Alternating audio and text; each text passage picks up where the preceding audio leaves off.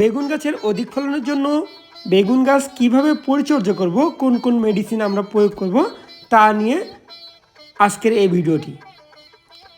তো তো আমাদের যে বেগুন গাছগুলো মূলত আমাদের বাড়ির আঙ্গিনায় রোপণ করা হয়েছে। এখানে আমাদের প্রায় 30টার মতো বেগুন গাছ আছে। তো এই বেগুন গাছগুলোতে প্রচুর পরিমাণ বেগুন ধরেছে। প্রথমে বেগুন গাছগুলো সাধারণত নষ্ট হয়ে যেতে ধরছিল হচ্ছে এক ধরনের সাদামাছি আক্রমণের কারণে।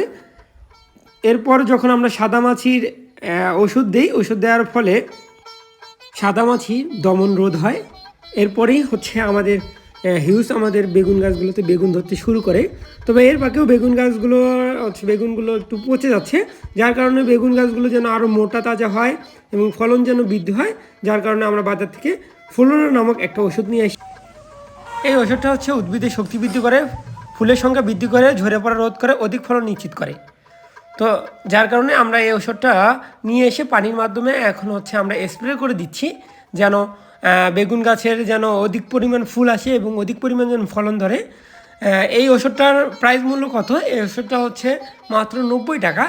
এটা আপনারা যারা বেগুন চাষ করতেছেন বা কোনো শাকসবজি বা কোনো লাউ গাছ বা কুমড়ো গাছ, যে কোনো ধরনের গাছ যদি ফুল ফলের গাছ যদি আপনারা চাষ করেন, সেক্ষেত্রে এই ওষুধটা নিয়ে এসে আপনারা কিন্তু আপনাদের গাছে পানির মাধ্যমে স্প্রে করে দিতে পারেন, যার কারণে এই গাছের গ্রোথ বৃদ্ধি পাবে, ফুল ফল অধিক পরিমাণ হবে এবং যে ফলটা হবে না কেন এই ফলটা হচ্ছে অধিক পরিমাণ বড় হবে আর কি। তো তো আমরাও হচ্ছে এই ওষুধটা নিয়ে এসে পানির মাধ্যমে স্প্রে করে দিচ্ছি। দেখেন আমাদের হচ্ছে বেগুন গাছগুলো এখান থেকে মূলত হচ্ছে আমাদের বাড়ির মধ্যেই এই গাছগুলো রোপণ করা। আমাদের বাজার থেকে আর বেগুন কিনতে হয় না, আমরা এই গাছগুলো থেকে বেগুন তুলে আমরা খাই, আমরা আমাদের আত্মীয় স্বজনদের দিয়ে থাকি।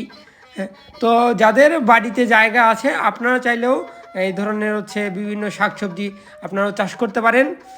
আমাদের ছাদ আছে, ছাদের মধ্যে এখন পর্যন্ত আমরা হচ্ছে কোনো কিছু চাষ করি নাই। আমাদের বাড়ির আঙ্গিনে বিশাল বড় জায়গা, এখানেই আমরা চারপাশে এই ধরনের শাকসবজি চাষ করতেছি।